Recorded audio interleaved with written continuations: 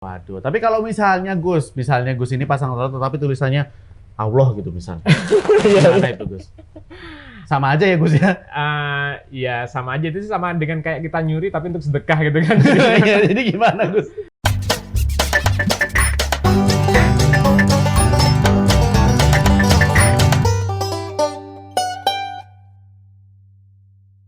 Apa kabar sedulur Jatim semuanya? Semoga sehat-sehat selalu. Welcome back to our channel. Jangan lupa sebelum kita mulai videonya, ingetin dulu deh subscribe aja. Jangan lupa dinyalain juga lonceng notifikasinya. Ketemu lagi sama saya Satria Pamungkas di Wangsulan dan tentunya bersama dengan Gus Mama di sini. Sudah siap menjawab pertanyaan-pertanyaan berat dari sedulur Jatim semuanya? Ya, makin pusing nggak Gus? Karena sudah beberapa minggu ya, soalnya pusingnya sudah jauh lebih Lebih ringan sekarang ya. Lebih Ini terbiasa. pertanyaan yang berikutnya Gus tentang masalah pertatoan Gus. Ini jadi ternyata ada sedulur Jatim ini yang Muslim bertato, Oke. tapi juga pengennya tetap sholat gitu Gus. Apakah itu bisa diterima atau tidak? Jadi kita bahas tato nih hari ini. Ya, tato. Saya mau tanya, ini sebenarnya dari... Kalau saya nggak punya tompel Gus. Oke. Jadi teman-teman di rumah itu Mas Satria juga, tato itu unik ya. Jadi tato itu sebenarnya kan nggak pernah dikenal nih dalam literatur Islam ya. Karena literatur Islam itu kan dibuat di abad ke-6 Masehi. Oh gitu. Dan mayoritas dari hadis dan Quran itu memang tidak dikenal pada budaya Arab saat itu, budaya tato.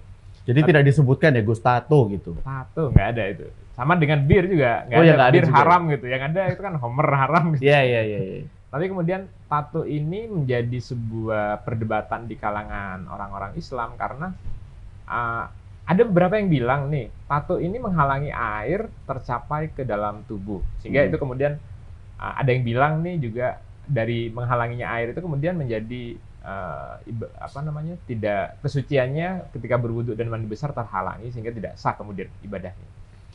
Tapi beberapa ulama yang lain juga yang menarik adalah ada beberapa ulama yang lain yang juga bilang tato ini sebenarnya nggak menghalangi air karena tato ini masuk ke dalam kulit, jadi dia berada di bawah kulit, bukan berada di atas kulit gitu. Saya terus terang nggak punya tato, jadi saya nggak tahu yang mana yang benar, apakah memang ada di dalam kulit atau di atas kulit, Mas? Kalau dari penglihatan awam, saya juga nggak pakai tato ya Gus ya ini ya. Jadi kita pakai ilmu sok tahu aja ya ini ya. Kayaknya sih di bawah kulit Gus. Kayaknya di bawah kulit. Maka kalau memang itu berada di bawah kulit, tapi ini perlu bicara kajian khusus ya, Gus ya. Benar banget. Tapi kalau memang itu di bawah kulit, maka ada klausa yang seperti tadi, ini tidak menghalangi tercapainya air, karena air yang wajib hanya ke atas kulit. Tapi apapun itu, kalaupun kita mau ngambil klausa yang berat dan kemudian tato itu adalah menghalangi air tercapai ke dalam kulit, terus gimana nih kalau kemudian kita kadang punya tato kan gitu kan? Apakah kemudian kita harus melakukan treatment tertentu pada tataran ideal nih Mas? Itu kan sama dengan tataran ideal nih, menikah itu idealnya gimana sih? Cari cewek yang baik, yang sabar, yang pinter, yang cantik, dan tidak pemarah. Tapi Dan kan tidak bertato. tidak. Dan yang nomor 7 kan, dan itu tidak ada. Gitu. Iya benar juga sih. Jadi ya. tataran ideal kesempurnaan itu kan hanya beberapa orang yang bisa mencapai. Maka tataran idealnya dalam tato ya dihilangkan gitu. Dan itu sebenarnya menurut saya, sepemahaman dan sependengaran saya hari ini ada beberapa teknologi yang kemudian bisa menghilangkan gitu ya. dengan tidak sakit gitu. Tapi kalau misalnya nih Gus ya, misalnya ketika dia bertato itu karena mungkin dia tidak mengetahui hukum itu. Terus ketika sekarang sudah meningkat keilmuannya secara agama, terus akhirnya kepengen sholat tapi terhalang dengan tatonya. Atau di waktu masih zaman dia pencarian jati diri mungkin, gitu kan. Anak zaman sekarang tuh dikit-dikit gitu soalnya Gus. Ntar kalau sumpek dikit healing. Iya.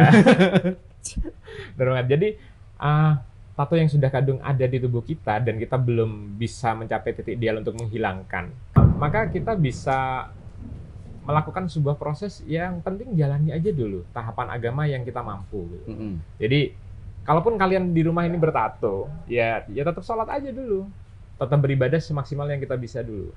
Siapa tahu kemudian Tuhan ngasih jalan, kesulitan yang menghalangi kita menghilangkan tato ini kemudian dibukakan dengan sebab sholatnya kita, ngajinya kita, dan berbuat baiknya kita sama orang lain. Kalau misalnya nanti sampai meninggal nih Gus, ternyata nggak ada jalan untuk menghilangkan tatonya, bagaimana itu Gus? Islam itu menghargai keyakinan seseorang, Mas.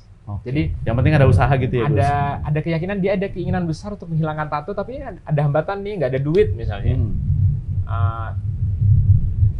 Tuhan akan memaknai itu dengan sendiri. Jadi kalau dalam bahasa saya, Tuhan tuh punya timbangannya sendiri untuk kemudian memaknai. Tapi kalau kemudian justru kita karena hambatan itu terus diputus, kemudian ibadahnya sama sekali tidak sah, dan kemudian kita justru menjauh dari Tuhan, ya itu justru yang menjadi masalah besar dalam kehidupan kita nanti. Waduh, tapi kalau misalnya Gus ini pasang tato tapi tulisannya Allah gitu misalnya. Gimana itu Gus? Sama aja ya Gus ya? Ya sama aja, itu sih sama dengan kayak kita nyuri tapi untuk sedekah gitu kan. Jadi gimana Gus? Ya pada konteksnya sih nggak pernah dikenal ya, kecintaan pada Allah itu kan sudah ada petunjuknya caranya gimana gitu.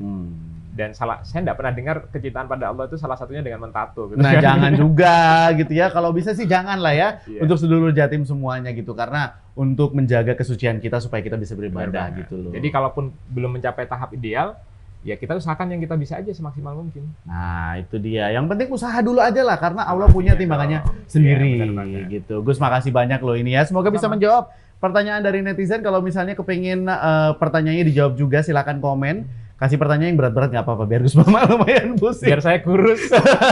Kita akan ketemu di episode selanjutnya di Wangsulan. Jangan lupa untuk subscribe dan juga follow sosial media kita. Satria Pamungkas pamit, terima kasih dan sampai jumpa.